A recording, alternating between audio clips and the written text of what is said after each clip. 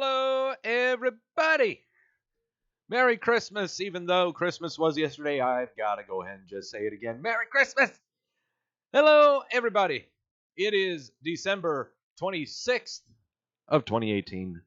This is Wrestleview Weekly. Hello, I'm Doug Lackey, veteran columnist of Wrestleview.com and co-host of Wrestleview Live alongside Adam Martin, editor-in-chief of Wrestleview.com. We cover all of the major WWE pay-per-views and do our little recaps here on this very channel on the YouTubes. Hello, Jake. Hello, Grash. Hello, Nathan. Hello, critters in the chat room. I hope all you had the fat bearded guy give you everything that you deserved this Christmas, because boy, howdy did mine. I gotta tell you. Apparently, when my friends and family got together and they were asking each other, hey, what should we get Doug for Christmas? Apparently, the consensus answer was, well, Doug really likes the sauce. And so, man, did I get some new batches of sources for Christmas. And I also got a lot of socks.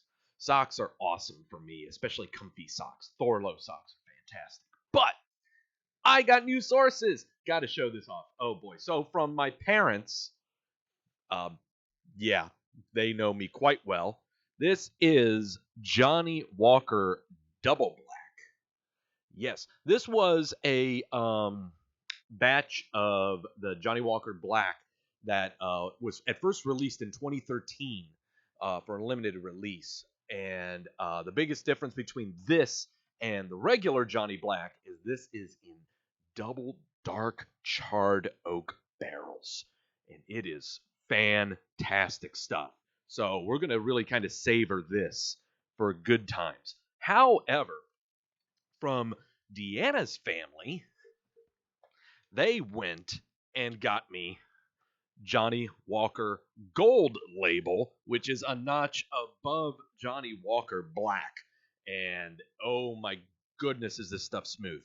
I've only had it once before.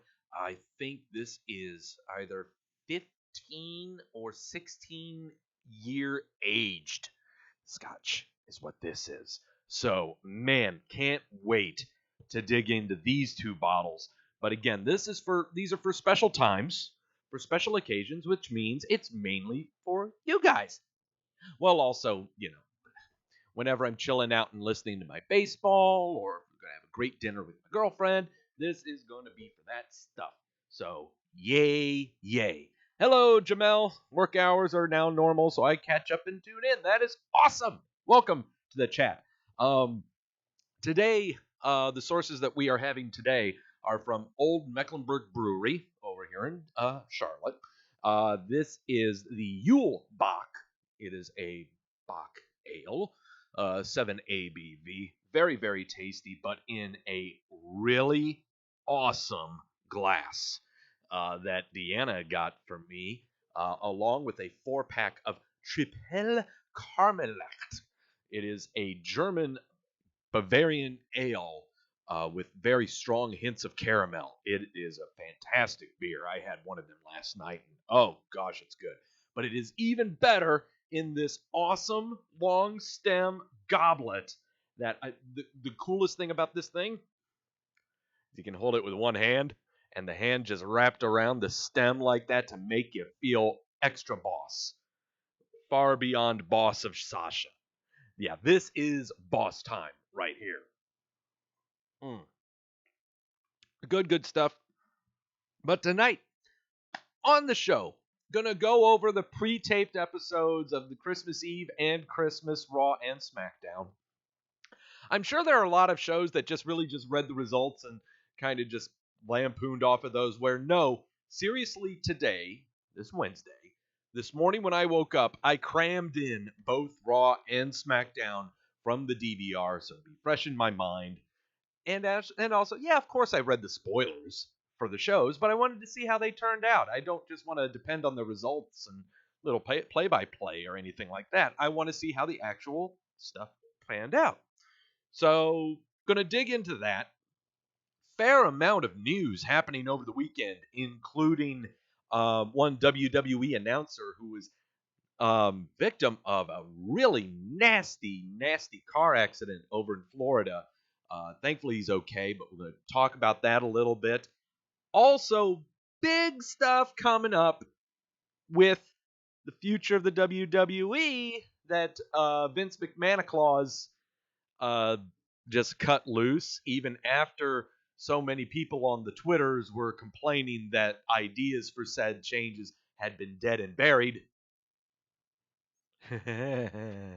Your sources aren't as good as mine. Incredible major updates to the WWE milk carton, because since so many people had Christmas wishes to give on Raw and SmackDown that were pre-taped segments, the milk carton is really almost barren this week around, because so many people appeared. But after that, we're going to talk a little bit about the Royal Rumble that's coming up in 5 weeks. This is a 6-week. We are in the middle of a 6-week build in between TLC into the Royal Rumble. And so we're going to talk a little bit about the Royal Rumble, but big thing I want to talk about is a little game that I always play with all of my friends and with you, the Wrestleview audience, if you partake onto our Facebook page. I will be explaining to all of you the Fantasy Rumble. Yes, the Fantasy Rumble. Okay, kind of like how fantasy football and fantasy sports are, but it incorporates into the Royal Rumble. I know that at a lot of Royal Rumble parties, they'll just like say, "Here's $5, draw a number out of a bowl, and if that number wins, you win the pot." No, no, no, no, no. This takes some thought. The Fantasy Rumble takes thought. So what we're going to do is I'm going to explain to you what the Fantasy Rumble is all about, how you can do this at home, but also in the coming weeks, we're going to do it officially on here, where you guys can just play along, and then when it's Royal Rumble times, you check to see how your team's going. I don't ask you to put money in for this thing that's going on with us. It's always been just for fun. But the Fantasy Rumble is really a great thing to do, so that you're not just sitting there and waiting for the mystery entrants to come out or hoping that your favorite guy wins. It's more about just rooting for your team of wrestlers that might win. But again, we'll go over the Fantasy Rumble later on in the show. Hi, Michael. Thank you for tuning in. Welcome to the chat. By the way, if you are tuning in for the first time on the show and you have not subscribed to the YouTube channel, the hell is wrong with you? Come on, it's Christmas times.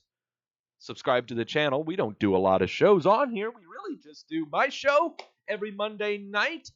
Mike and Victoria Tedesco cover Raw immediately following said show.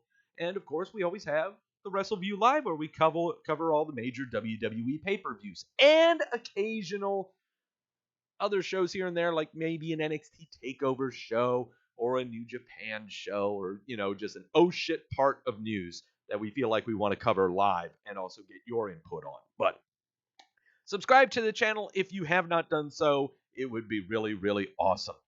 So, getting into the show, I really can't wait to tell you guys about the Fantasy Rumble. If you've played it before, you know how much fun it really is. I'm trying to get my notes here for the show.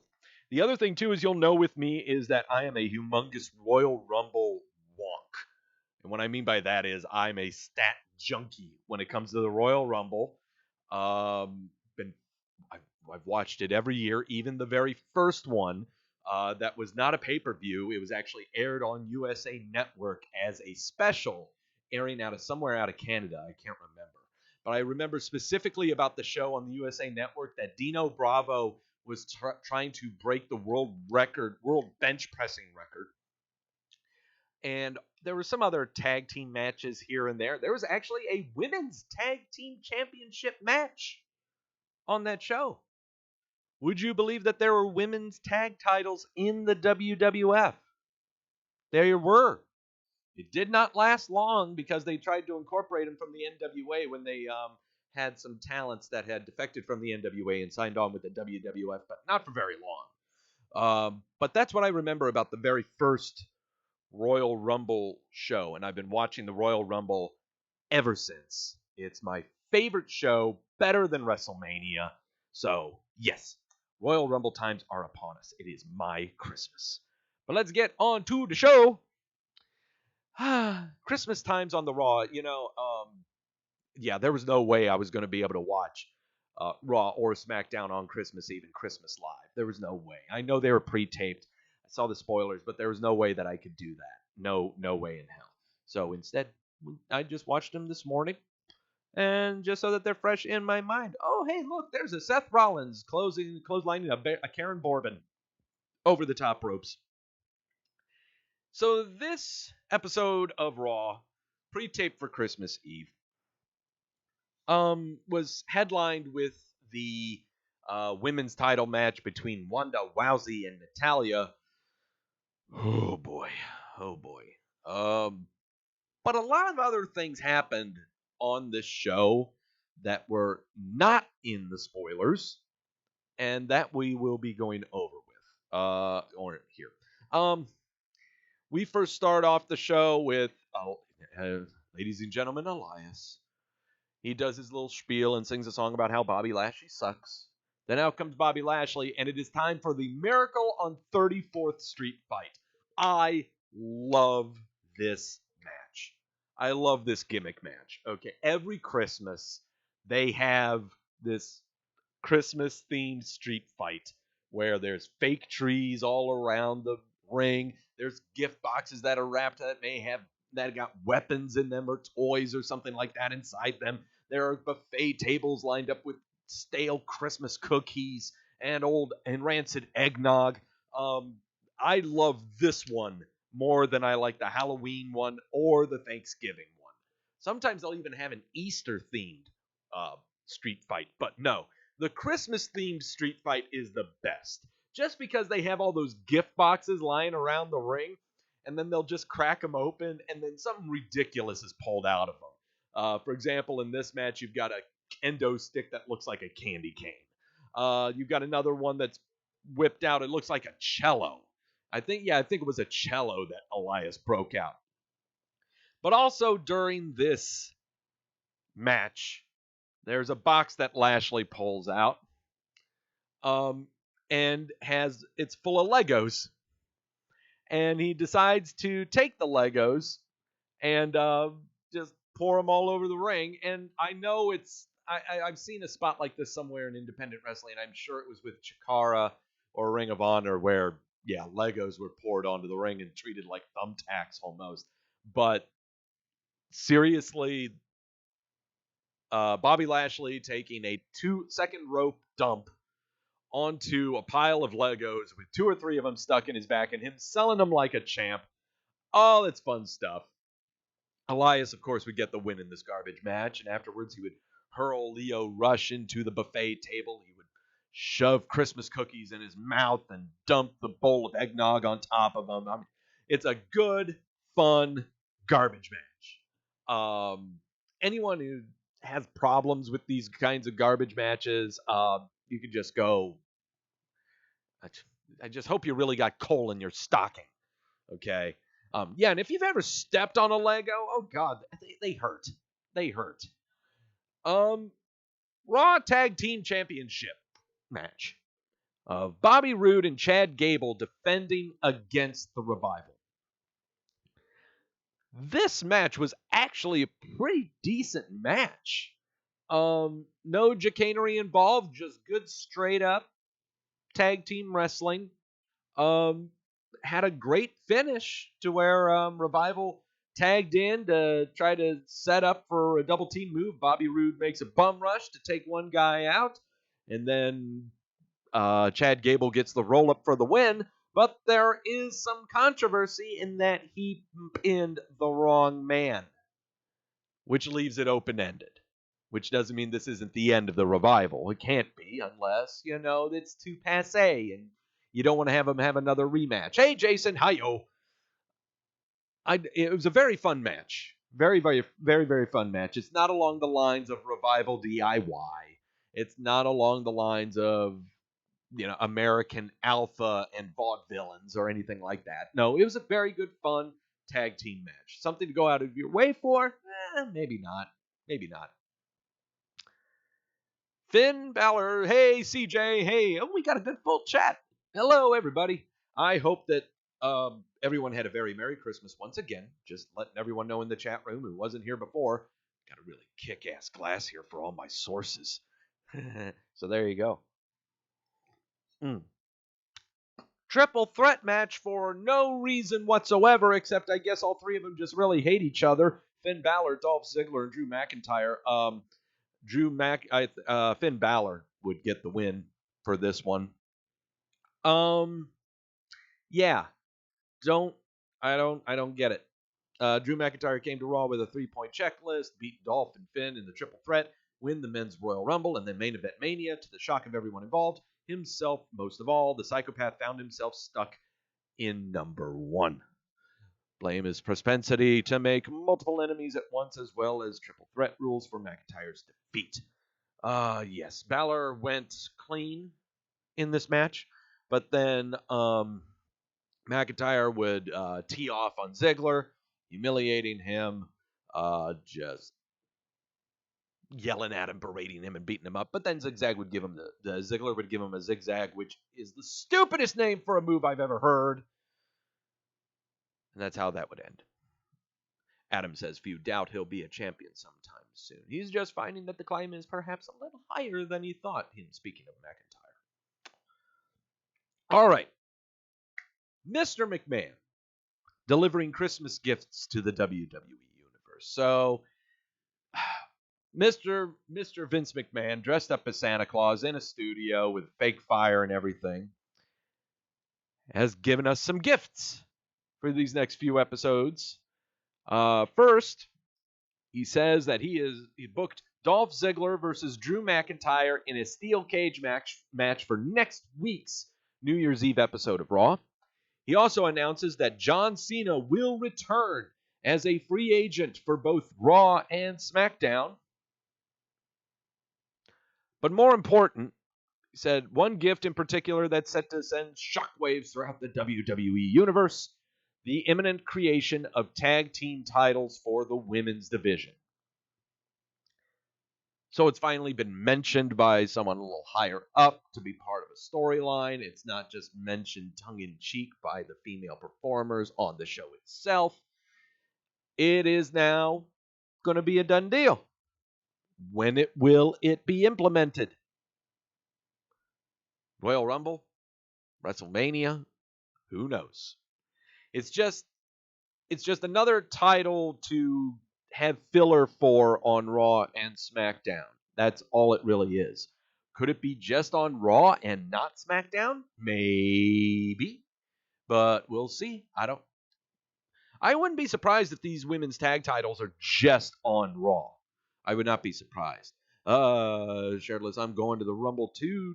Jamal Doug here is going to have me on the show. Yes, I am. Yes, that is Kenko 12.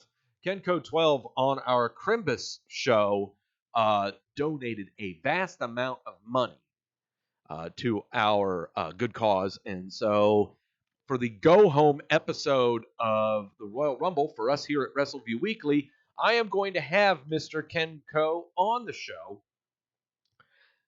to basically just talk about everything that's happening on Raw and SmackDown, and then I will be giving him the responsibility of making the predictions for the Royal Rumble and also making said lock picks for the Royal Rumble.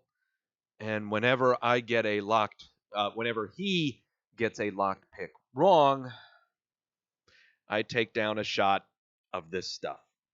So, there we go. Andrew says, Vince, he kind of said that the titles would be defended on both. I'm not so sure. If the women's tag titles would be defended on both, then that means the females themselves that would have the titles would be free agents. And I don't know if we would ever see Bayley and Sasha on both shows. I don't know. We'll see about that. But right now, everything is still up in the air. We don't know when they're going to be coming. But just saying hi. Hey, Ebony. Just saying hi, and I say hi back. Hi. 6-woman tag of Bailey, Sasha, and Ember Moon. They defeated Mickie James, Alicia Fox, and Dana Brooke. There's another filler match with no implications at all. Instead of just saying that, hey, these women could be part of the tag team title division. Oh, and the Riot Squad jumped everyone from behind afterwards. So there you go. Paul Heyman came out to sing a rendition of Silent Night, but he was interrupted by Braun Strowman, who would dress him up as a reindeer. And Braun said he's going to be healed up. He's going to give Bork Lasers some hands. And yeah, that'll be that. Raw Women's title. Ronda Rousey versus Natalya. I need to watch, at least not watch, I need to listen to this match again, because I am pretty sure that the word respect was said at least 56 times during this match. Match was all about the respect that the two have for each other. Natalya trained Ronda Rousey in the dungeon. All the respect that Ronda has for Natalya, and the respect Natalya has for Ronda Rousey. Oh, there's a Piper's Pit that Ronda Rousey delivered, but it was for so much respect. Oh, Nevada. This match. There are some qualms I have with this match, and it's mainly about it's about one portion of this match I really have a problem with.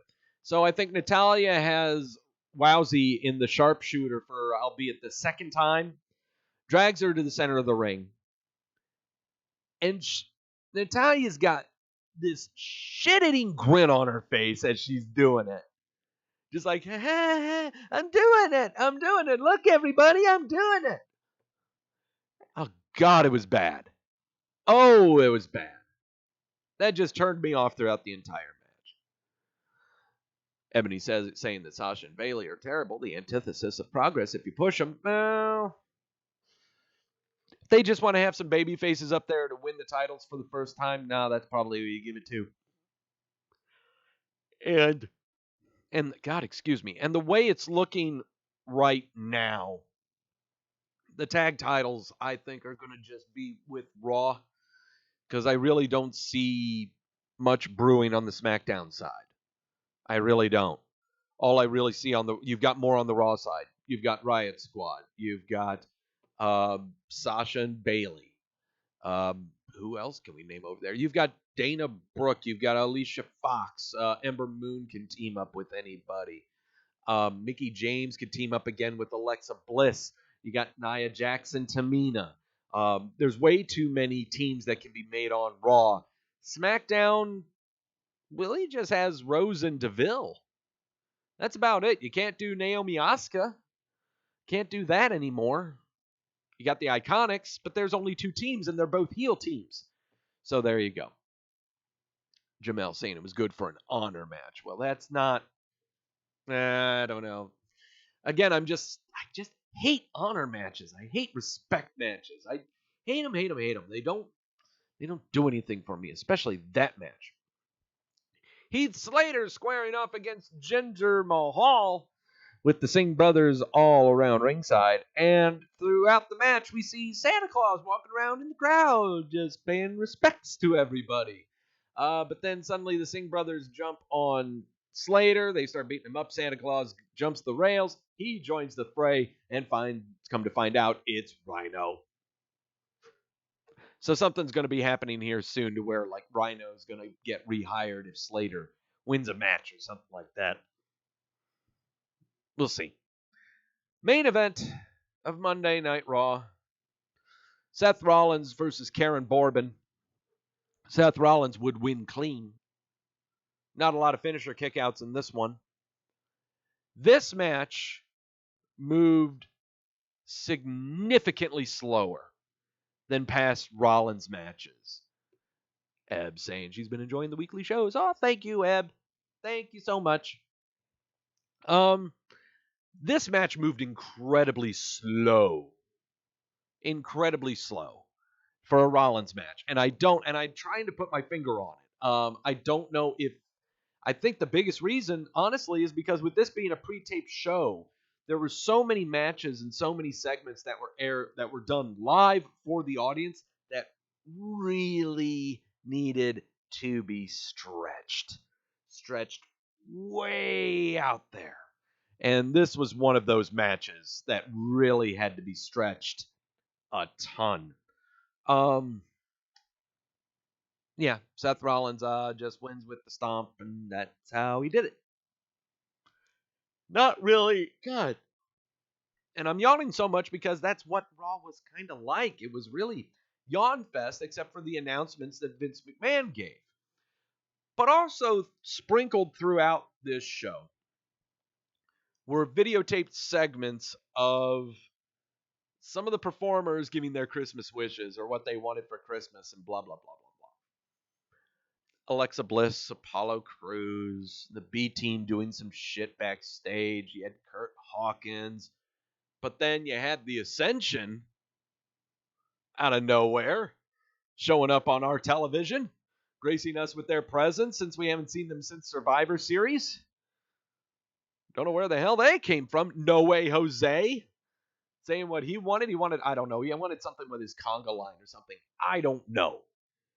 All I know is a lot of people left the milk carton from this episode of Raw just because of those pre-taped segments. The B team, yeah, I agree, CJ. The B team was absolutely phenomenal on the show.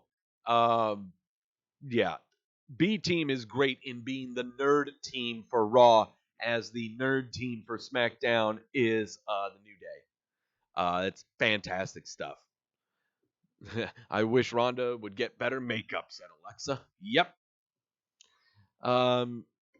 Yeah, No Way Jose just wanted to have a conga line and kidnap more people. The criminal that he is. Just the bane of society is what he is. Oh, and speaking of bane, Dean Ambrose gave a creepy, weird promo insulting Seth Rollins again, but like, who the hell cares? Yeah, really, who cares? SmackDown, Christmas Day. Vince McMahon and AJ Styles are looking at each other kind of funny. Why would they be doing that? Well, we'll get to that in a second. Because that's really good stuff right there.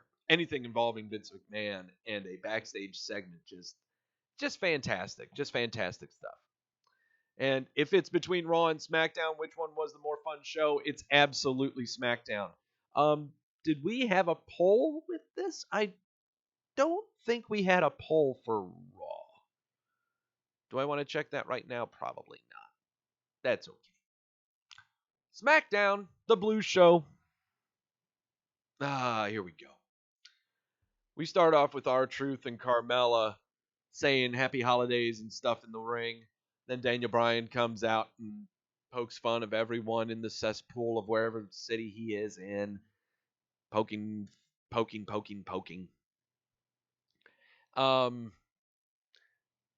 The Beard's rant prompted Truthy Claus, or Truth, to call Bryan an angry little elf, which led Bryan to calling him a joke. Truth then reminded the WWE champ he's going to be number 30 at the Rumble, and he would be coming for Bryan after he wins the Rumble if he was still champ. Truth and Carmelfa opted for one of their signature dance breaks, but then Bryan chop blocked Truth, and there you go. This will lead up probably next week to a match between Daniel Bryan and R-Truth if other stuff did not happen in the show. Mustafa Ali defeated Andrade Cien Almas in a very, very good match. I don't know why Almas is not on my television screen more often. He has some great, great matches. If they aren't having him on TV just because he can't cut a promo and because he can't speak English, that's even better. That's fine. Having someone angry and yelling in a different language is fantastic. CJ saying he wants Bryan and Truth for the WWE title in February. Well, I was kind of reminiscing about R-Truth and looking at some of his older programs that he did, especially his filler program against Cena for the WWE title. I think it was a handful of years ago. That was some fun stuff. The emergence of Little Jimmy Conspiracy R-Truth, wacky R-Truth is the best R-Truth. I don't think it's wrong, Jamel, or at all that Jamel wants Truth to win the Rumble. R-Truth is, you can't go wrong with him. He can do no wrong, okay? He's just a fun act, okay? And you really want him to win.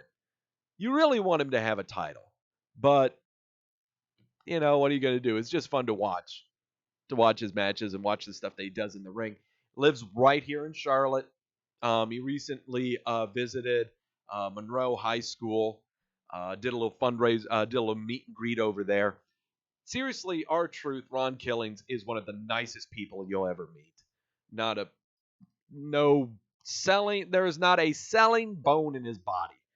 Okay, he doesn't work you. Okay, and if he does work you, he's doing a really damn good job at it. Okay, but he's just a great guy, just a fantastic guy. Mustafa Ali defeated Andrade Cien Almas clean, by the way, with his 054, which did not knee Almas in the face like Ali did against Daniel Bryan.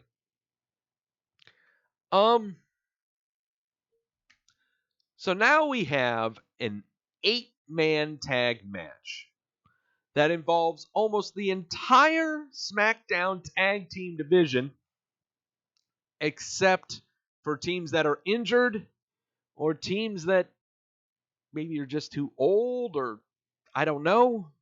But so get this. So you've got the New Day at ringside doing commentary. One team is the Usos, Luke Gallows, and Carl Anderson. And on the other side, you've got Sheamus, Cesaro, Killian Dane, and what's the other dude from Sanity? Alexander Wolf, with Young at ringside. You've got 5 tag teams in this match. Mustafa's graduated from 205 Live. Yeah, he graduated. Yeah. Also, as they were walking down to the ring, Big E was oiling himself up in front of Corey Graves as they were going to set up at the ringside table. Big E poking at Corey Graves is fantastic every week. Don't care what anyone says. When he throws pancakes at him, he's just making him feel awkward. It's great, great stuff. Jason asking, where's Primo at? I don't know. He's probably with Epico, and they're somewhere in South America. I don't know. Don't know where the Colognes are.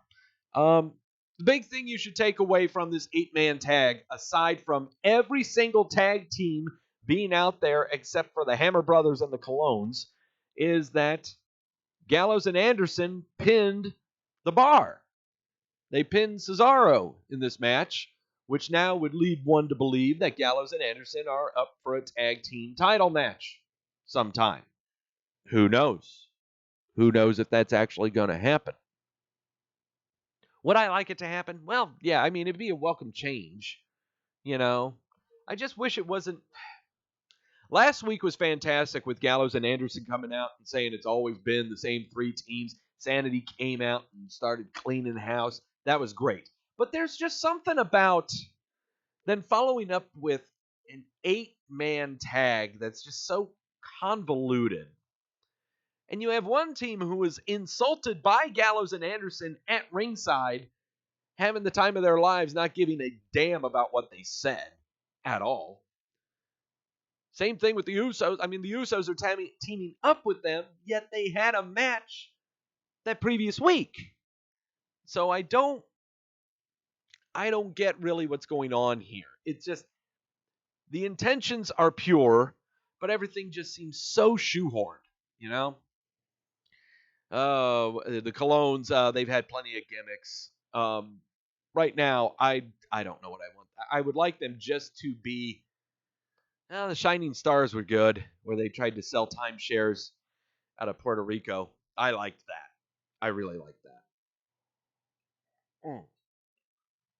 Miz TV. The Miz and his guest, Shane McMahon. Here, The Miz trying to get Shane McMahon to be his tag team partner to make the greatest world tag team ball of the world, the greatest whatever. Yes.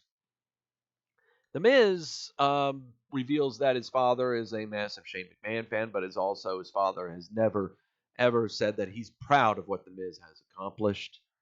We get a sob story that we are not buying at all, but Shane is absolutely buying. Shane takes his hand and basically just told him that you better not double cross me, and he agreed to give it a try. So there you go. The Miz and Shane McMahon are together. They're to form a tag team.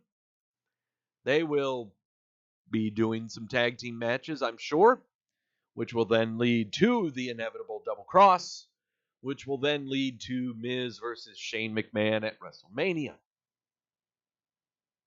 Yeah, that's what we're looking at. Sorry, you thought you were going to get the Miz versus Daniel Bryan. I'm sorry. It's not going to happen. It's just not going to happen. Sorry. Samoa Joe defeated Jeff Hardy via disqualification because Jeff Hardy lost his cool. Yeah, they just had a match, and Jeff Hardy just kept kicking him outside the ring. Samoa Joe would put the coquina clutch on him from behind a commentator's table. And there you go. So this thing's going to carry on into the Royal Rumble. Who would have thought that this crown jewel shit would end up with this? Absolutely, CJ. That's a good question. Also, is that a lock? Oh, wait. You're wanting me to lock The Miz and Shane McMahon at WrestleMania.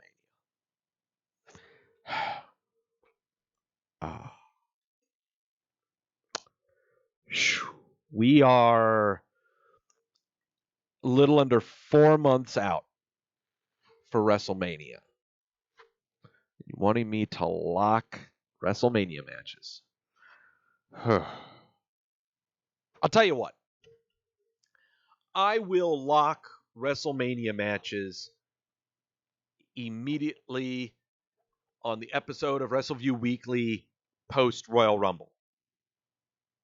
I just want to be safe because I absolutely do want to book WrestleMania and lock my picks for what the card is to get incredibly sauced up to pick the other locks for the actual WrestleMania matches. So that's what I'll do. After Royal Rumble, a big, massive special involving locking what I believe will be WrestleMania. And I'll even have a whiteboard. Yeah, I've got my own whiteboard. I mean, sure, I've got like steno pads and stuff, but hell yeah, I've got a whiteboard. WWE has always had a whiteboard. So yeah, we'll do that. All for it. Finally, the reason that you need to watch SmackDown from last night. Rusev is your new United States champion, defeating Shinsuke Nakamura clean. Clean. No false finishes. No nut shots. Yeah, no fist to dick. Some knee to face. No, nothing involved. On Rusev's birthday, on Rusev Day, on Christmas Day, it happened. Well, I know it's pre-taped, I know that. But, so, wow. What's going to happen here? Rematch? Will they still do rematches? Or are they shifting Nakamura to go back after the WWE title? What are we doing here? Make your predictions now. For one, no one's going anywhere. No one's leaving. I know that's the big thing. Everyone's talking about, oh God, Nakamura's jumping ship. He's going to head over to Tampa for All Elite Wrestling. No, he's going to go to Ring of Honor. No, he's going back to New Japan. No. Stop it. He got way too much money. He's got too good of a contract. He's not going anywhere. I think he kind of likes what he's got right now, especially with his new travel schedule. Have you seen the travel schedule that he's had with SmackDown? He's hardly doing any traveling right now. Okay? He's got a very, very light schedule. I mean, how many times have you seen him perform live on SmackDown anyway? Not much. Not much since SummerSlam, since winning the U.S. title. Hardly around. If anything, if he was live, he was only there to do an interview. Nakamura's in a very good place right now. There's a lot of predicting that I can do with him. But for now, let's just say he doesn't have a title. He's going to be at the Royal Rumble. We'll just leave it at that. Let's just leave it at that. But yeah, Rusev, new U.S. champ. So AJ Styles was called into Vince McMahon's office. And McMahon wanted to know, he's asking, who are you? He's AJ Styles. Well, who are you? You're the phenomenal one. The one that, the house that SmackDown, the house that AJ Styles built. Vince McMahon goes, well, if this is your house, why aren't you performing in it? Why are you walking around back here up and down the halls with nothing to do? Why aren't you doing something? Again, kept on saying that he goes on to say that you and I are a lot alike. We have black holes in our hearts. And starts going, I want to see that animal come out. I want to see it come out. I want to see it rip apart people left and right. That's what it can do. And he starts poking at him and prodding and everything. And apparently this got under AJ's skin and he pops McMahon right in the face. And we are left with SmackDown with McMahon kind of smiling on the ground as everyone checks on him and everything. He's kind of smiling. I can see a lot of you in the chat room making wild, incredible predictions right now about who's staying, who's going, who's signing, who's leaving. I see a lot of it. All right. Do I want to touch it? No, because it's not really worth discussing. Because honestly, my sources are better than yours.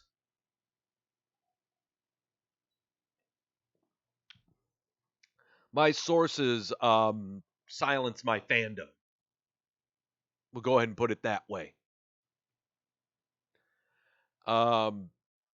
Let's just go ahead and face facts right now before I go into the news, and I'll actually go ahead and turn off this window for this and kind of bring up for the news. If you are thinking that they are signing anyone outside of the WWE that are in other territories right now, stop. They have no time for that. They have no time to waste their resources and waste their energy on anyone that is outside of their federations and their performance center. They have no time for that at all. They don't have time to bring in someone from New Japan or Ring of Honor or either one or neither. They have got all the talent they need right now being brought up, being taught on NXT right now in 2 different countries and along with the main roster on the WWE. And they've got a cruiserweight show that, honestly, ladies and gentlemen, is really good. 205 Live has gotten way better. Way better. So there's no need to invest any kind of resources on anyone outside of the Federation. No reason at all. And if your contention is that some performers just can't keep on wrestling the same people for 5 or 6 years, well, kind of sounds like they need to find something else to do. It's either that or they try to broaden their horizons. And they try to adjust themselves accordingly and not depend on another organization to do it for them. Right now, the WWE has made the best investments in the talents that they don't need to reprogram so hard. If you want examples, Hell, CJ just listed them right there. Okay. Undisputed Era.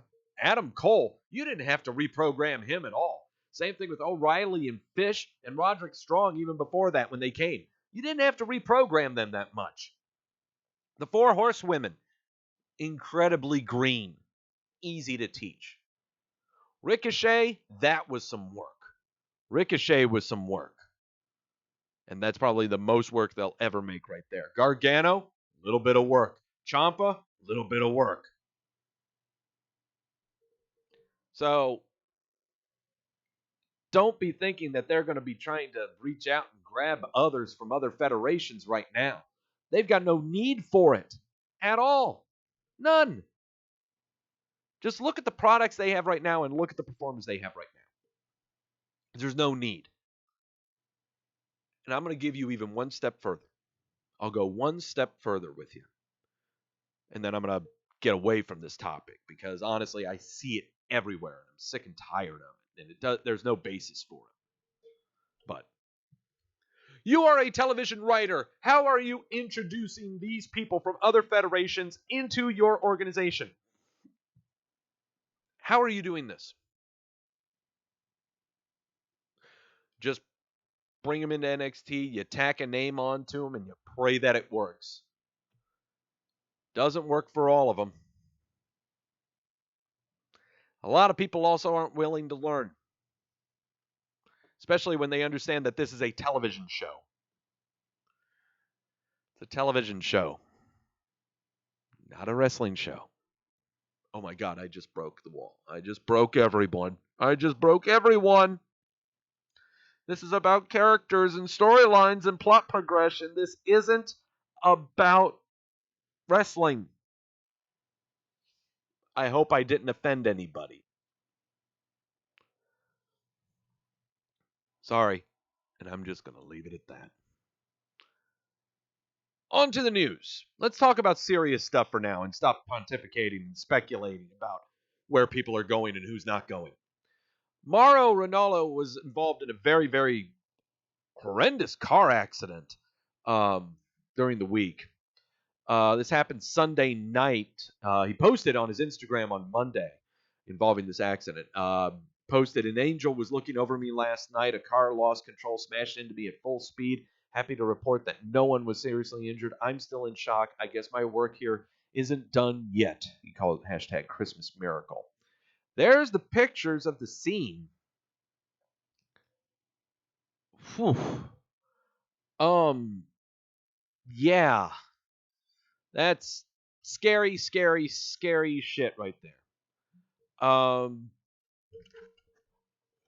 Man. There's no word about the other driver who caused the accident.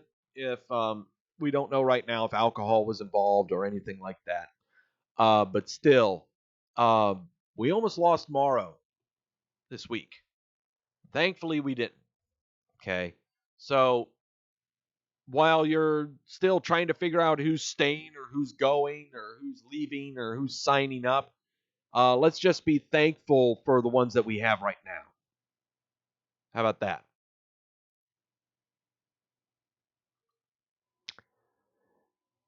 If you would like, I can play for you the little video of Vince McMahon saying that he's confirming that women's tag team titles are on the way. Nah, I don't want to do that right now. I don't want to do that right now.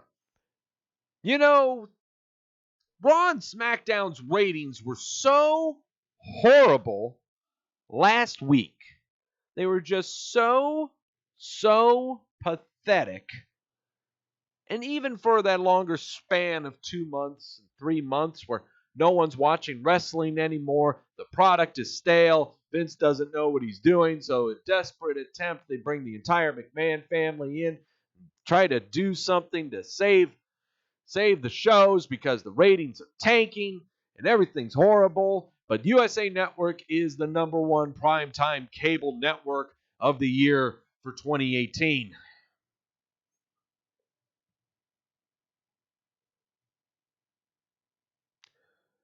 Press release by the USA Network showed that in total viewers, they were number one for cable for the 13th year in a row. And they were also the number one cable entertainment network for 18 to 49 demographic for the second year in a row. They thank this in large part due to cable's number one and number two unscripted half-hour series for people 18 to 49 and 25 to 54. That being, yes, the horrible Chrisley Knows Best, but also Ms. and Mrs. Week over week, Monday Night Raw and SmackDown Live are among cable's top entertainment programs, number one or two every Monday of the year for Raw, and in the top 4 every Tuesday of the year for SmackDown. I could go over the numbers again and again and again. But the ratings are so bad that, I mean, I can't believe that USA re-signed Raw for another 3 years at close to over $250 million. Can't believe Fox signed up SmackDown Live for 3 years for over $250 million. Yeah, I mean, what the hell what do they know? What do they know?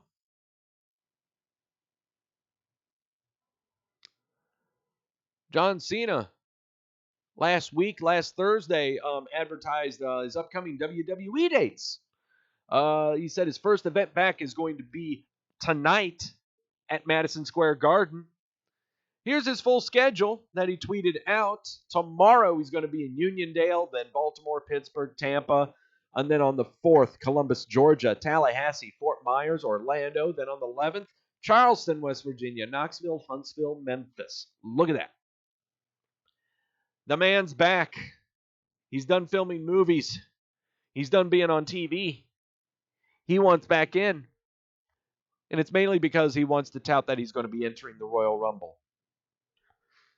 And it's also that he will be going on the Royal Rumble, saying that he's going to main event Mania again.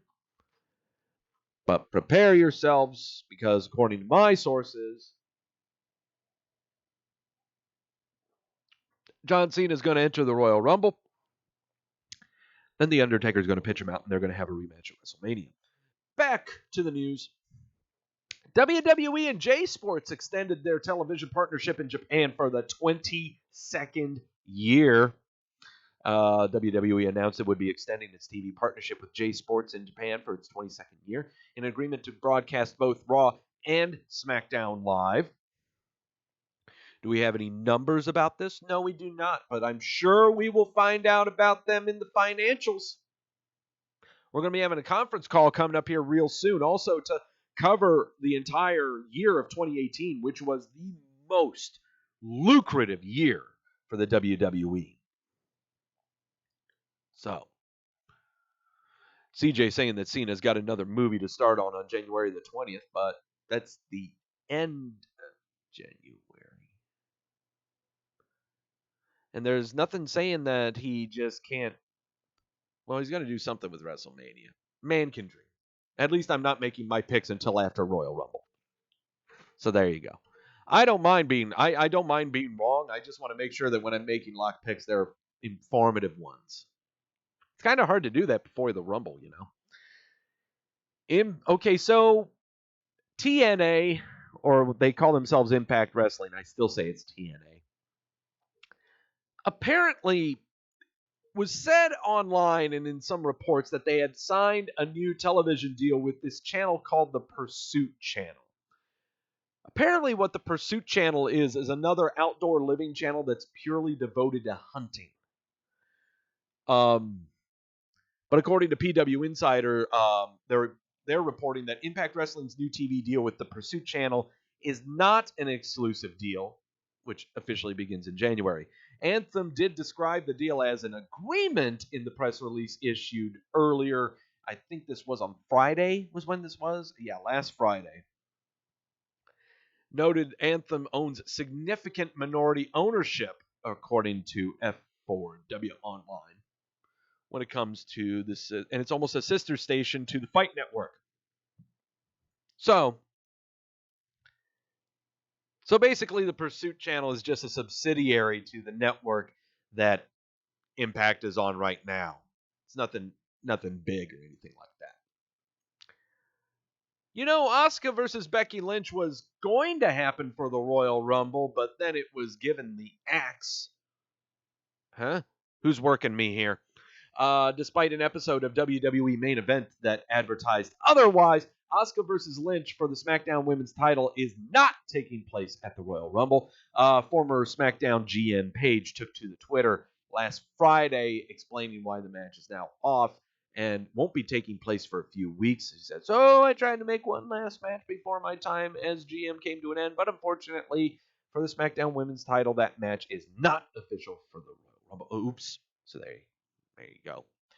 Bork Laser is not going to be getting off of the WWE milk carton until January the 21st. That is the go-home Raw taping for the Royal Rumble.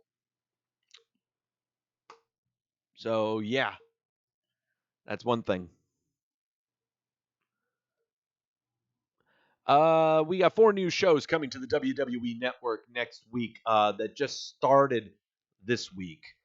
Started this week on Monday. I saw one of these, and I was about to click on it this morning. We've got Breeze and Fandango hosting the Fashion Files Cold Case Unit. Xavier Woods is hosting Xavier's Arcade Challenge. Bo Dallas is hosting a cooking show entitled Kitchen Smackdown.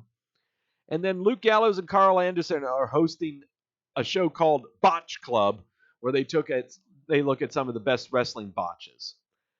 I meant to watch this Kitchen Smackdown. I just saw it out of the corner of my eye while I was doing all my research for the Royal Rumble.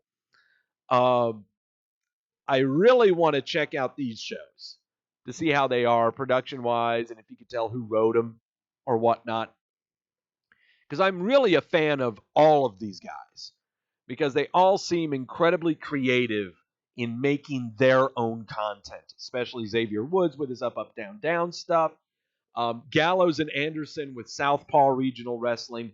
Breeze and Fandango with Southpaw Regional Wrestling. I mean, this is the stuff that I'm really, really interested in. I'm going to check these shows out over the week. Let you know how they are probably on next week's show. That's what we'll do. Boom Studios and WWE are announcing a WrestleMania 2019 comic book special on sale on March the 2019. New series of WrestleMania comic books. Should be interesting. Kind of like that art style. It looks a lot more realistic than what the comic books are that they've got right now. That's for sure. I've got some news to give to you guys. It's kind of on a personal level, but also on a professional level. Get ready. Maybe this will keep you all from talking about people being signed or not. So, both New Japan, New Beginning US shows for next year sold out within 90 minutes of tickets being sold. The LA show that's going to be at the Globe Theater on January 30th, it sold out in less than 20 minutes.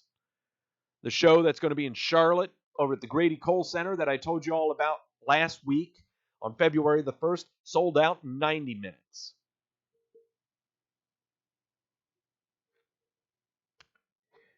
Guess who got a ticket? Hi. Yep, that's me. Hey, Quentin. Happy holidays. Yeah, guess who's going? I am going to be going to the Charlotte show, wearing my Wrestleview polo, potentially taking another box of Cheetos. Though I don't think I'm going to have camera crew with me like I had Mike and Adam and Goose with me. No, can't do that. But I'm trying to find a way of how I'm going to be broadcasting or tweeting or doing that stuff. Yeah, trying to figure out how I'm going to do this. But I'm going to tell you right now, I'm asking for the whole day off on Friday. I will probably be in Charlotte in the afternoon doing plenty of day drinking. Yeah, because I'm going to really need to day drink for this one. I might do a spontaneous YouTube show live on location via on my phone. I might take a laptop with me and just maybe sit outside from a bar or something and do it. I can't take my bottle of tequila. God, that thing's not going to fit in my jacket. But yeah, that's kind of what I'm kind of shooting some ideas right now about what I'm going to be doing. But one of them, Grash is reading my mind, and it's kind of been on my mind, is that I really want to, you know, shoot it from a bar because it's my home. I'm a barfly. What can I tell you? And it's where all the sources are. By the way, you might be asking, Doug, where are your seats? So here's a layout of the Grady Cole Center. Here's a layout of the Grady Cole Center. It's a very small arena. Okay, first off, it's very, very small. What you're seeing right here is probably the same kind of dimensions that you would see for, you know, any kind of basketball game or something like that. You know, but just bear in mind that these are actual sections on the balconies here, upper levels. Here's kind of main level, but then down here you have your floor level. There's your ramp. How many seats does it do? Not many. I'm going to tell you right now. I'm not sure when it comes to wrestling shows at this arena, but I'll tell you right now, concerts over here on this side is where the actual stage is, where the bands will perform, and then it's just general admission for this whole thing. This is absolutely an arena that Jamel said that they would do a Starrcade show from. But the problem was a Starrcade for WCW was actually done at Charlotte Coliseum where the Hornets played, but also at Independence Arena where the minor league hockey team played. That could easily fit. The Independence Arena held at least 5,000, 6,000 people. That wasn't a problem. This arena is only going to hold maybe 1,000 at best. At best, 1,000. It is going to reek in there. I know it's going to reek. That's why I'm preparing myself here. That's why I got to do some day drinking to dull the senses. I'm probably going to smoke a whole pack of cigarettes too beforehand so I don't smell a goddamn thing. But where I'm going to be at, I wanted to be as far away from everything. So I'm kind of over here. I'm over here at section 212 in the bottom balcony here. Third row. So I'll be able to watch the ramp and the ring and all the insanity all around. I'm pretty sure everyone's going to be standing up the entire goddamn time. But yeah. For New Japan, I am really surprised that I don't blame them for picking LA and the West Coast. They've got a great fan base on the West Coast. With PWG over there, they got a fabulous fan base over there on the West Coast that really does not get a lot of great wrestling events. So they are taking advantage of a market that's rarely tapped on a continual basis. But of all the cities and locations to choose on the East Coast to go to, you could have gone to Atlanta, could have gone anywhere in Florida. You could have gone Tampa, Orlando. If we're thinking hotbeds of wrestling, Atlanta, Tampa, Orlando. You could have gone to the Northeast, but you wouldn't want to go anywhere near the Northeast. And you don't want to do Midwest. Midwest is not what it used to be in the 80s and 90s. And so you're left with really those. And Charlotte is not necessarily a hotbed of independent wrestling. What we get here is the NWA. We are kind of the center of the NWA. But the NWA doesn't get as much of attention as like a New Japan or a Ring of Honor or Chikara, PWG. None of those at all. And so, but Charlotte and Greensboro, the triad area of the Carolinas, Spartanburg, Greenville, all around the Carolinas is more meant to be a testing ground, is what it is. We are a very good testing ground for wrestling organizations, just because we aren't going to cheer everything. However, with this small of an arena and very minute amount of marketing and advertising that New Japan did, the only tickets that they sold and the people that bought these tickets are for diehards. There are going to be a lot of diehard fans that are going to be thinking that every single thing that happens at this show is just going to be wrestling perfection. I'm very curious about the show. That's why I'm going to it. That's why I'm going to get plastered before the show. If any of you watching right now are actually going to be going to the show in Charlotte, please leave a comment. Go to my Twitter handle. Give me a shout. Want to get together and have drinks with me before a wrestling show? Thoughtful analysis from reliable sources? And that's one thing I really, really want to do too, is streaming for this thing, having conversations with some of the jokers that are going to be at this show. I really, really, it's not like I'm not going to have thoughtful conversations. I'm not going to have actual debates with people. I'm not wanting to get into arguments with people. I'm just wanting to get the mindset of some of the fans of this stuff. We don't even know what the card is. We don't even know who's going to be there. So we'll see. We'll see how this turns out. But again, I got my ticket punched. Heading over there Friday, February the 1st. I will keep you all informed on what is going to be going on for that day. It's going to be a lot of stuff, all centered around me, because I am egomaniacal like that, and I don't get enough attention in my life. Sami Zayn says that he's not even close to a WWE return. He was doing an interview on Chris Jericho's podcast, addressing his injury recovery. According to Zayn, he isn't even close to a return with the company. He told Jericho on the podcast that he still needs a, quote, few more months of recovery time. He's been out since June with both rotator cuffs blown and getting repair on them. He wasn't slated to return until WrestleMania. So he's either just going to be making appearances but not doing anything physically, or we are not going to be seeing him until WrestleMania. Later, Jason. Have a good night. Later, bud. Downtown Phoenix is awful, says Eb. Yeah, anything Arizona-wise. Yeah. Kevin Romero subscribed. You handsome son of a bitch. Thank you. Thank you for subscribing. Big reason why Titus O'Neil has not been on my WWE milk carton despite not showing up on Monday Night Raw since October the 22nd. One main reason for it is because he's too busy saving the planet. He's too busy being a fantastic individual.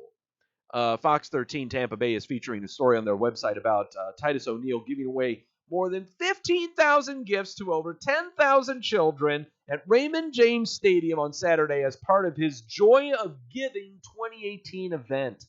This is the 9th year of the event, organized by him through his Bullard Family Foundation. It's a nonprofit org. Families get free food, live music, and games to play. I mean, over at this event, he had Sasha Banks. He had gospel singer Yolanda Adams, who is like, seriously, when it comes to gospel singing, Yolanda Adams is way up there. She is top notch. Okay. Also had the chief of police of Tampa Bay, Brian Dugan, there. This man can do no wrong. Okay. I don't care how often you lambast him about how he is in the ring or how he is as a character or anything like that in wrestling. This man is a treasure. I don't care if he comes back to TV or not. And I'm serious about Yolanda Adams. Why do I know that? It's because I used to work in music stores, and that's really the only gospel singer I ever saw whose CDs I always had to put up. So, yeah. Um, Seriously, O'Neal, just do you, bud. Save the planet. Okay? You do you, man. And when you're done saving all of Florida, could you just make your way up the East Coast? Just make your way up the East Coast, okay? Don't go west. Start going north. Work along the border. And then you converge in the center, is how you do it. That's called effective business planning and marketing. Okay. That does it for the news. Not a whole lot of updates to go when it comes to the injury report. Jason Jordan had another neck surgery about 2 weeks ago, 2 or 3 weeks ago. We have no idea when he's slated to return. We have no idea. We just know that he has been backstage and traveling with Monday Night Raw. Sami Zayn, both rotator cuffs put, was worked on, should be back for WrestleMania times. Along with Kevin Owens, who had both of his knees cleaned up, he should be slated for WrestleMania times. They keep saying they're coming soon, but we really don't know. Fandango, torn labrum, he should be coming back in time for the Royal Rumble because he's been doing the shows on the WWE Network. Fair enough. Goldust, cleanup surgery on both knees. He's too busy just enjoying life being a sheriff, but we don't know if he's retired or not. Don't know when he's coming back. Sin Cara, cleanup surgery on his knee. He has been cleared to return to perform, and man, does he have some fun to have on the SmackDown roster. Him, Andrade Almas, Mustafa Ali, maybe going alongside with Daniel Bryan and anyone else who is on the cusp of being a 205 cruiserweight-like level. Get ready for some fun stuff on SmackDown. I'm just saying, get ready for some fun stuff with guys who are on the cusp of 205. Eric Rowan, torn bicep. He'll be back in February. Luke Harper, wrist surgery. Not sure when he's going to be back, but it's looking like the two of them will be back in time for probably Fastlane or going into WrestleMania. Roman Reigns diagnosed with leukemia on October the 22nd. We are keeping that date there so we can see how long it is. I have all faith in the world. He's going to beat that son of a bitch. Braun Strowman, elbow surgery. He is back. He is cleared to go, but it looks like he is not going to be doing anything physically until Royal Rumble. He'll appear, have something on his elbow. There you go. Ty Dillinger, wrist surgery. We don't know what the hell's going on with him. Always seems to be a hand injury or an arm injury going on with Ty Dillinger. Okay, no idea what's going on with him. But, there's your injuries. There's your injuries. But as always, there are some that aren't injured. There are some that are just completely healthy. There are some that literally have creative go, sorry, we got nothing for you. Who are these people? These are the people that are on the WWE milk carton. This is a list of performers who have not been on WWE television, Raw, SmackDown, or pay-per-view for at least 3 weeks. 3 weeks seems to be the maximum when it comes to people falling off the list. A lot of people got off the list, including Shelton Benjamin on SmackDown, who made a cameo appearance congratulating Mustafa Ali on joining the SmackDown roster. Came out of nowhere. So who is on it right now? Not a lot, we'll tell you that. The Iconics, wondering about them though. We haven't seen them since November 27th. That is now nearly a month. Haven't seen them since the Battle Royale that they had to determine who would be entering into the triple threat at TLC. Yeah. Don't know where the hell they were. That one kind of strikes me. Bork Laser, we know he's not going to be back until the go-home episode of Raw. Epico and Primo Cologne, we have not seen them since November the 18th. That was Survivor Series. Haven't seen them since Survivor Series, and we probably won't see them again. I don't see them at the Royal Rumble. We probably won't see them again until maybe WrestleMania when they're in the Andre the Giant Memorial Battle Royal. Aiden English. We have not seen him since October the 23rd when he was squashed by Rusev. It is now over 2 months. This is one that I know I was kind of ranting a little bit about, speculating about people leaving or signing or anything like that. This is the one I would keep an eye on. The only things I see happening with him is he's either released or he's sent back to NXT. Because right now there's nothing going on with him. Nothing at all. Matt Hardy officially retired. He's already fulfilled all of his house show requirements. Last time he did something was for a WWE Network Halloween special. We still don't know if it's official. He's on the roster page. He is on the main roster page. He hasn't performed. He's done maybe some run-in things on some dates just out of volunteering. But he hasn't been on TV. We don't know what's going on. And it's been since SummerSlam. 4 months. Way over 4 months. No idea what's going on with him. What's going on with this guy? Bray Wyatt. I've already said it. And I double locked it. He's returning at the Royal Rumble. Make it even sweeter, he's coming in at entry number 4. I don't know why. I'm just saying he's number 4. If he returns at the Royal Rumble, but it's not at number 4, I'm not taking a shot. I'm not taking a shot, okay? This needs to return at the Royal Rumble. I'm just putting 4 out there because sources. What is he returning as? I don't know. As a gardener snake. I don't know what he's returning as. He's just coming back, okay? He's going to be with us now.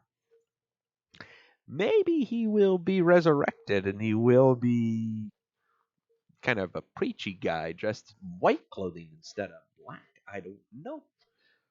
We'll see what the future holds. Now there's disappointment, even though he's been fun on the Twitter. I can't hate the guy. Mojo Rawley, we haven't seen him since August the 13th. We haven't seen him since the go-home episode of SummerSlam. Get that? Wow. I don't know what's going on with this guy. I have no idea what their plans are with Mojo. I mean, do they send him back to NXT? Do they ship him along with Aiden English? I don't know, but man, that's one tough case right there. One tough case. Zack Ryder, we have not seen since July 30th. We are now approaching 5 months. 5 months.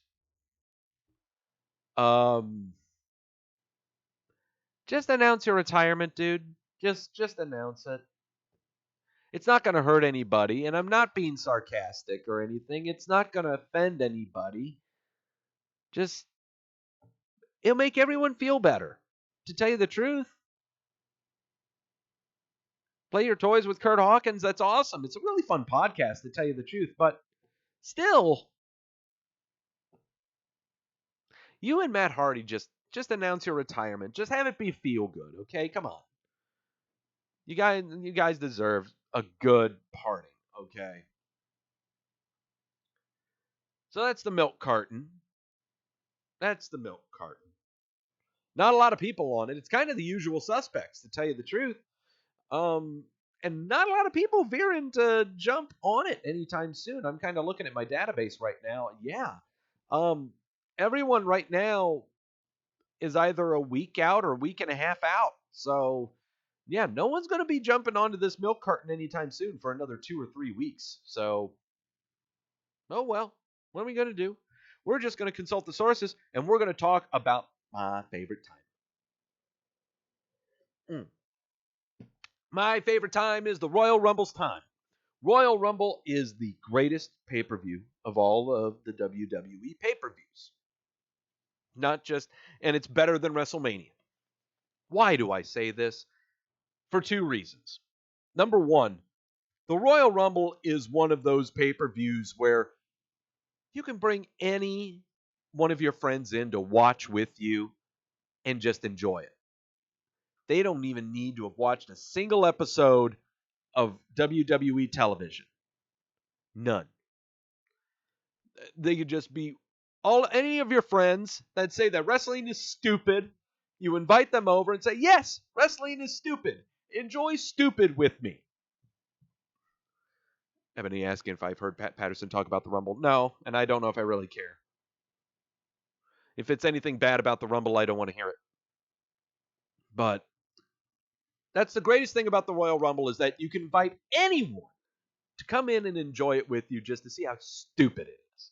Not just for the cameo appearances by the, Hall of Famers, or you get those weird times where Mick Foley and Santino Marella are combating with socks, But the other reason that the Royal Rumble is awesome is because of My Fantasy Rumble. It is a game that you can play while you have all your buddies over and throw some money in there, have some fun, little gambling action, it never hurts anybody. Throw in $5 for $5 per person. Second place wins their money back. First place wins the whole thing. So how does the Fantasy Rumble work? Is what I'm going to talk about today. How does the Fantasy Rumble work? Okay, well, first, I haven't done this yet, and I will be doing this coming up soon, probably in the next 3 weeks. Yes, I'll be doing this in the next 2 or 3 weeks. The very first thing when it comes to the Fantasy Rumble is that you have to pick a team of 3 male performers. This is for the men's Royal Rumble match. This is not for the women's. I can't do the Fantasy Rumble for the women's Royal Rumble because there aren't enough members of the women's roster in total to do this. And also, there's not enough history. So I can't really do it. It's only for the men's Royal Rumble match. The Fantasy Rumble, you are to pick a team of 3 men's wrestlers who one is main event, one is a mid-card, and one is a low-card. What are those definitions? You will find all of those out later in the coming weeks. You guys can debate them all you want on who's considered main event, mid-card, or low-card. But that's what you do. You must have 3 performers on your team, one mid-card, low-card, main event. You can't have 3 main event. That's not fair. One of each. And we can just kind of scroll through the list and go ahead and say, and also, when it comes to picking your team, the only performers that you can choose are the ones that are on the main roster page. That are on the main roster page, that are on Raw and SmackDown rosters. No NXT, no 205 Live, no Hall of Famers, no surprise entrants. You can only choose from Raw and SmackDown rosters. For example, I'll look on this list right now. Aiden English to me is a low card. AJ Styles, main event. Akam, low card. Well, no, Akam would be mid card. I'd have Akam on mid card because he's tag team title holder. Alexander Wolf, low card. Cien Almas, mid card. Apollo Crews, low card. Baron Corbin, mid card. Big E, mid card. Bo Dallas, low card. Lashley, mid. Rude, mid. Braun Strowman, main event. And also bear in mind that it's everyone. Just because they have a match going on at the Royal Rumble event itself does not exclude them from being in the actual Royal Rumble match. It's happened all the time. You can't just sit there and go, oh, Daniel Bryan's got a title match. He's not going to be in the Rumble. Well, what if he loses his title? You never know. Bray Wyatt, I would have him. I can't believe I'd say this. He hasn't been on TV, but I'd have him as a mid-card. Brock Lesnar, main event. Let's see. Cesaro, mid-card. Gable, mid-card. Jericho is on the roster. Main event. Kurt Hawkins, low card. Axel, low card. Daniel Bryan, main event. Wilder mid-card, Ambrose mid-card, Ziggler mid-card, Drew McIntyre. That's where we start having some debates. Is he mid-card or main event? I would have him at mid-card. Dwayne "The Rock" Johnson, main event. Elias, mid-card. Epico, low card. I could go down the list and start naming them all. But you see what I'm going at here, okay? Everyone here on the roster that's on Raw and SmackDown would be on the list of performers to choose from. Main event, mid-card, low card. You got to have one of each. I don't give a shit, Shifty. He's on the main roster. He's going to be on the list. I don't care. It's what you do. That's why we're doing this. It's a fantasy rumble, Shifty. Don't be an asshole. He says Jericho won't appear if he's still holding New Japan Gold. I don't give a shit. He's on the main roster page. Okay, so that's what you do. So you got your three performers, main event, mid card, low card. So how is this determined? How is all of this determined? Well, in fantasy football, you know how you would have, say, you had your team defense. You picked your team defense, and you got like 1 point for a sack and 2 points for an interception, and you got 6 for a touchdown if it actually was a touchdown. You got your wide receivers, and you get so many amount of points if they got 10 yards of receiving. Blah blah blah blah blah. There are different equations and stuff like that for when it came to when you played fantasy sports, how your athletes performed and how many points you received for your team. Such is the case for the Fantasy Rumble. There is an equation that I follow when it comes to the performers that you pick, how well they do. And it is based around how long they last in the Rumble, determinant on their entry number and exit number, as well as how many eliminations they did in the Rumble. And also if they won the Royal Rumble. And here it is. Take the exit number minus the entry number, add the number of eliminations, and there you have your score. And you get an extra 5 points if they actually won the Royal Rumble. So how is this all determined? How do you want me to give you examples of this? Well, I could. I'm just trying to find my.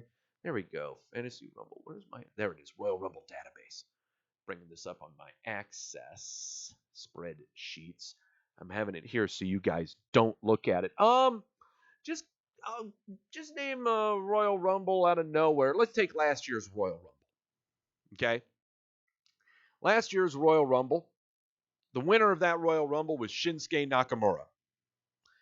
Nakamura entered the Rumble at 14. He won the thing. He had 3 eliminations.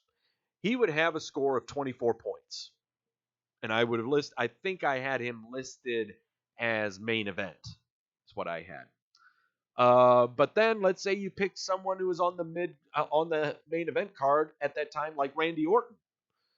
Orton entered the Rumble at 24. He left at 25. He only had 1 elimination, so he got a score of 2. Okay. Jamel saying he wants me to look at the 2005 Royal Rumble. Of course. I can't imagine why. We're just going to throw names out there. Let's say a good main event talent that was at this time in 05. That'd be Shawn Michaels. If you picked Shawn Michaels in the 05 Rumble, he entered at number 19, but he left at number 15. He only had 3 eliminations, so he had a score of -1. Ugh.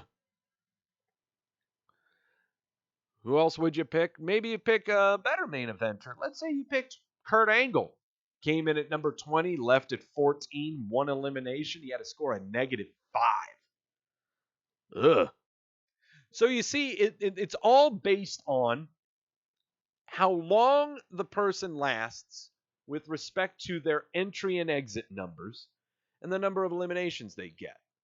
You basically just got to think to yourself, okay, who could last the longest in the Royal Rumble? Physically. And also creatively. Who are they pushing right now that they're trying to tout?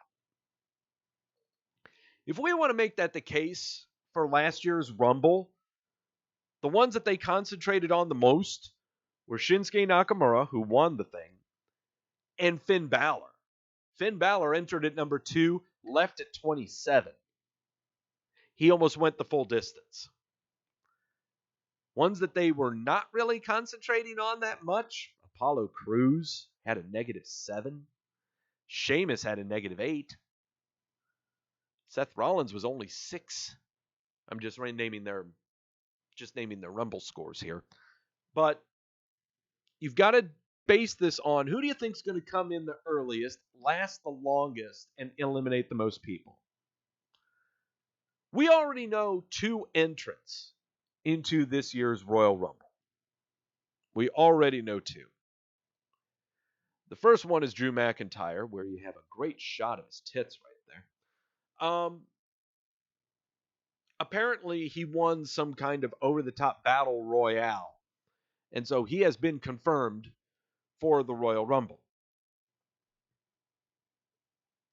Stat time for Drew McIntyre, who I would label as a mid-card in this.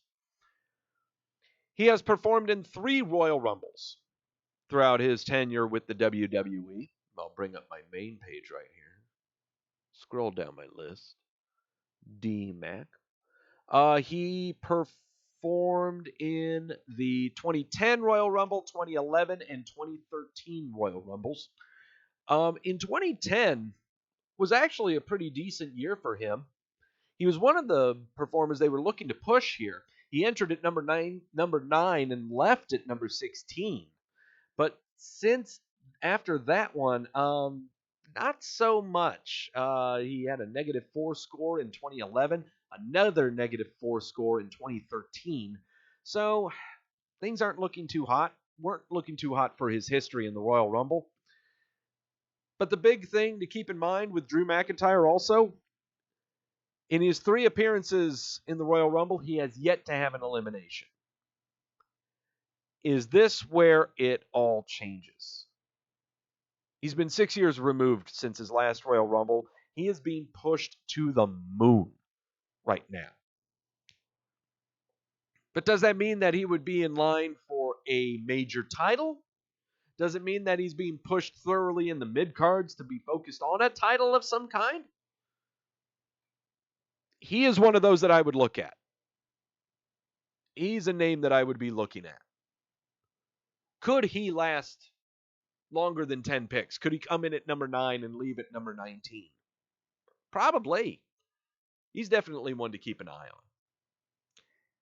But there is one other performer who's going to be at the Rumble. He was confirmed at Survivor Series. He's going to be number 30.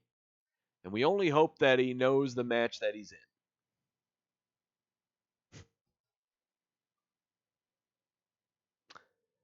Our man, R-Truth. God, I love him.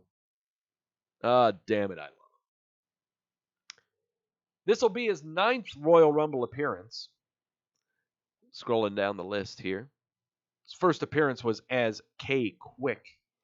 I believe that was in 01. Yep, in 01. He wouldn't appear in the Royal Rumble again until 09 after he did his stint with TNA. I'm kind of with Andrew in this one in the chat where I'm pretty sure they'll have the Women's Royal Rumble first and he will enter number 30 in the Women's Royal Rumble. But then Carmelo slap him or something. Yeah. There'll be some confusion, some really fun confusion happening. But yeah. So this will be his 9th Royal Rumble. In his 8 Royal Rumble appearances, R-Truth has only had 2 eliminations. His best year was in 2010, where he got those eliminations. I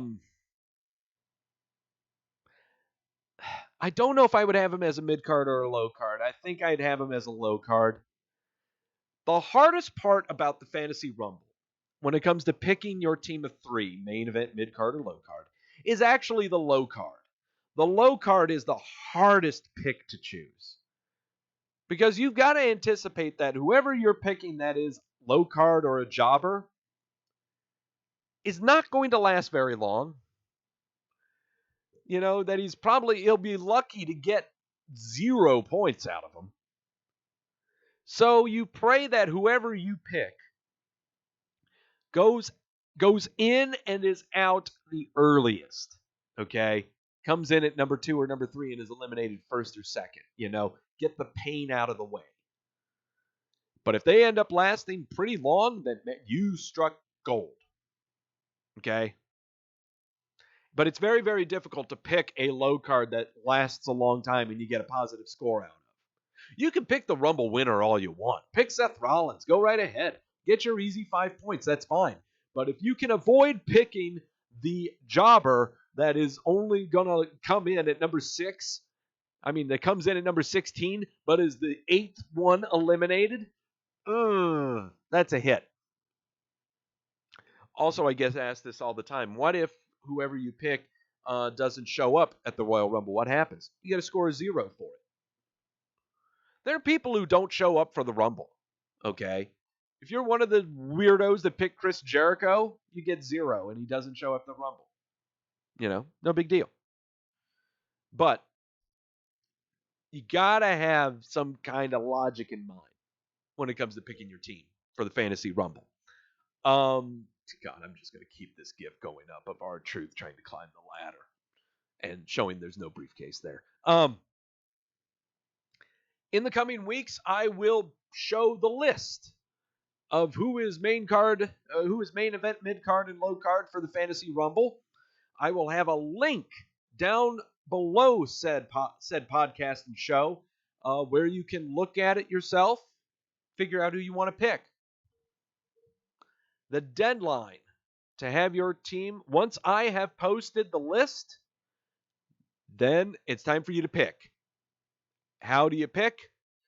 Go on our Facebook page, Wrestleview Media. You can put in your entries there. I'll start the thread on there. I will also kind of start a thread on Twitter. Fantasy Rumble. Start it on there. Also kind of have it on anywhere you go. Okay, anywhere you leave a comment, anywhere you can leave any kind of reply, we'll put you in. It is first come, first serve. Once you've said your team, that's your team. If you have mentioned people on your team that have already been picked, I will let you know. No one will have the same trio of performers. I make sure of that. I let you know if your trio has already been picked. But it's first come, first serve. All right. But man, that's fun stuff. That's fun stuff. I can't wait for the Fantasy Rumble. Royal Rumble and Fantasy Rumble times are the bestest, most amazing of times. Don't let anyone else tell you otherwise. Oh, by the way, just a healthy reminder on the locks that we made for the NXT call-ups. I'm sure these are going to be happening soon. We've got Lars Sullivan going to SmackDown. We got Lacey Evans going to Raw. We got Heavy Machinery going to SmackDown. We've got Nikki Cross going to SmackDown. And we've got EC3 going to Raw. If any of these people show up in their other shows and not the ones that I have locked in, we take a shot of the stuff that makes us feel stupid. And that is tequila. All right. That's going to do it for Wrestleview Weekly. Thank you all so much for showing up the day after Christmas. I'm so glad you all stopped by. I hope Christmas was awesome for you as it was for me, because I got all of this fantastic booze that I can't wait to put inside my belly. Merry Christmas to all, and to all a good whatever. Yeah. Stay safe, guys. This is the final Wrestleview Weekly of the year. I will see you guys next year, 2019, for Wrestleview Weekly and news on our stream that we're going to do for the New Japan New Beginnings show, and other stuff on Twitter that I need to get out of the way. You know what I'm talking about. I'll fill you in on it. It'll be coming up soon. I've got a date lined up. I just need to get to the blasting and the marketing for it. So that's going to happen. But again, thank y'all for so much for stopping by. I'm procrastinating hard. I'm Doug. See y'all later. See you in 2019.